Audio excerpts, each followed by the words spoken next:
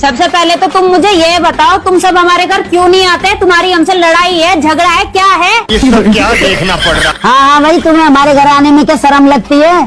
क्यों नहीं आते हो हमारे घर?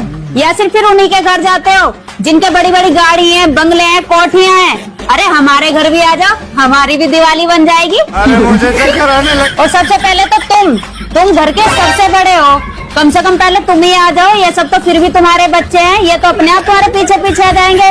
और तुम्हें एक बात भी बताऊं, जब से तुमने हमारे घर आना छोड़ा है ना, तो रिश्तेदारों ने भी आना छोड़ दिया। कौन है? कहाँ से आते हैं? उनके पास न रोजगार है न पैसा है। सबसे पहले तो तुम मुझे ये बताओ, तुम सब हमारे घर क्यों नहीं आते? तुम्हारी हमसे लड़ाई है, झगड़ा है, क्या है? ये सब क्या देखना पड़ रहा? हाँ भाई, तुम्हें हमारे घर आने में क्या शर्म लगती है?